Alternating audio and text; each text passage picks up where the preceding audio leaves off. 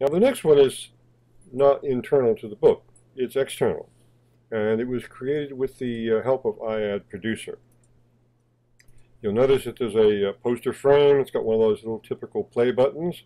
So we're going to tap on that.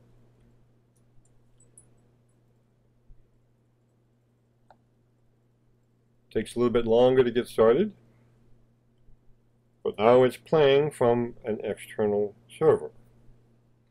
And instead of a done button, it's got this little X in the upper left-hand corner. I'm going to tap that now.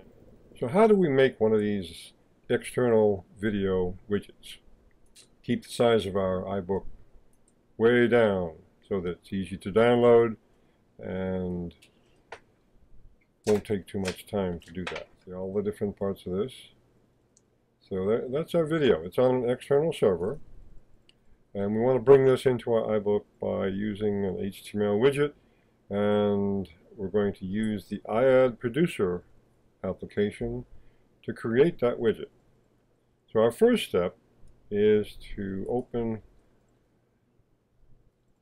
iAd Producer. So each of these has a different set of templates, as you see here. These are the iBooks author templates. And the one that we're interested in is the video template. So we're going to click on that and select it.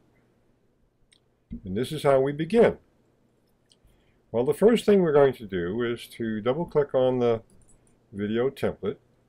And there we are advised to click on this element and open the inspector so that we can provide iAd Producer with the things it needs to know in order to be able to play an external video. Now we could just as well use an internal video with iAd Producer, but that kind of defeats the point for iBooks, because iBooks has a perfectly fine way of doing that internally. So our focus here is on external video. So we paste in the address to the video, and we can actually preview that by clicking on this button.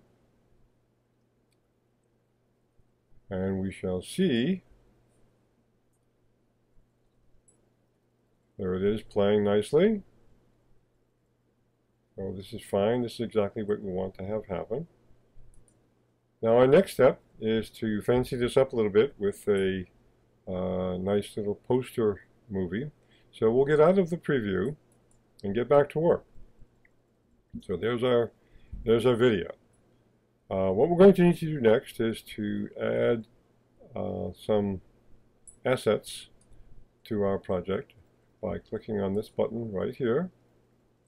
And what we're looking for here is some visuals that we're going to use for our poster frame. Have them all prepared here. We're going to need 2 of them because iAd Producer is very sensitive to the needs of devices and computers that have retina screens. So there are actually 2 versions of this image that we're going to use for a poster movie. A smaller one and a larger one. The larger one is the 2x version for retina displays. Alright, so we're getting close to the end here. All we need to do now that we have that in our asset library is to return to the inspector on the right and choose that poster movie. And we're going to let it show the controls. We don't want it to loop. And it'll play in this native size anyway, because all HTML widgets play full screen anyway. So we don't have to do anything more. Again, we can go back to our preview and take a look at how this is going to work. There's our poster frame. We click on the play button, and there's our video. Just that simple.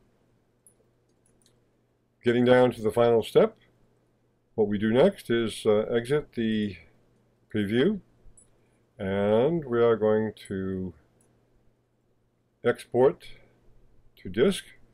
Actually, we're going to export to disk optimized, and this will create our widget. We're going to call it Water Worlds. The Water Worlds widget, and we're going to put this version on our desktop and export it, and we're done. The widget's already created. It'll be on the desktop. We can look for it right here. Click on the desktop and find the Water Worlds widget. And of course, you know what to do with it from here. Just drag and drop it into your iBooks author project, and it will play just as you were shown at the very beginning of this episode. As soon as anyone clicks on it, they will see the video delivered from an external server. So that's how easy it is with iAd Producer.